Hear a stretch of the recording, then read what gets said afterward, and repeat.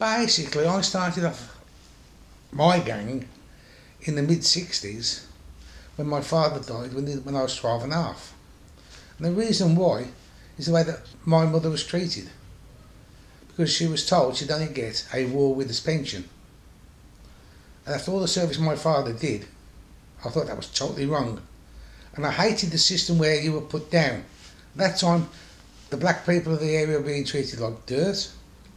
We wasn't recognised, so it's time to start looking after yourself.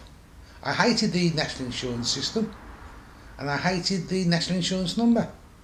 So we got creative in making money for ourselves. And the way we did that was many different ways.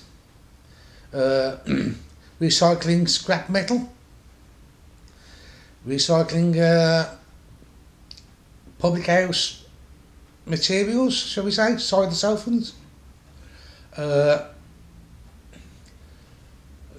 recycling empty houses, the properties those are due to be knocked down,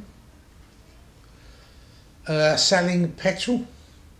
When they abandoned cars, we used to siphon out the petrol out of the tanks by piercing them with fireman's tomahawks that we found.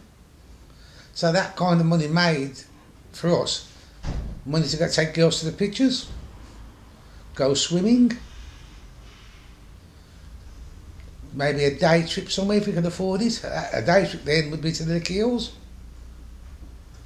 little things like that. And the secret why we were so successful is that I demanded that we shared the money equally, because some of the gang members couldn't be there on the night, but they might be somewhere else on another night.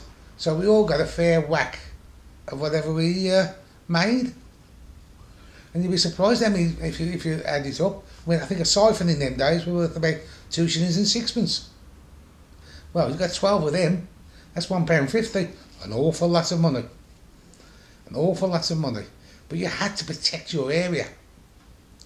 Because the word would get round, oh look how flash they are, they've got this new belt or this new hat or this new, and people don't want to know why, so you'd have to protect your sources. So obviously we did. And one of the things we did is the Boss Lead mob come down to see if they could take over. Well, they learnt the lesson they couldn't. Unfortunately, I got injured in that little fracas. A dart was thrown at me and it sunk into my abdomen. Well, he was my brother because Mum had brought him into the family, pulled it out and deposited it in this guy's skull as payback. Funny enough, they never came back for the second round, but there was me in complete agony. I went back to the house because you never went to the hospital, anything like that, where my brother said, well, we've got a cure for that, it's called iodine. And I can assure you, if you ever had iodine poured on an open wound, you don't go back twice for that treatment. And basically that's it. That was the fundamental start of the gang that went on for a good 3 years. Till we got to the stage where the police said you're getting a little bit too popular.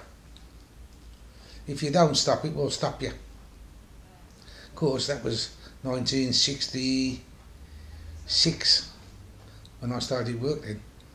And basically that's it, that's the beginning and the end of the gang.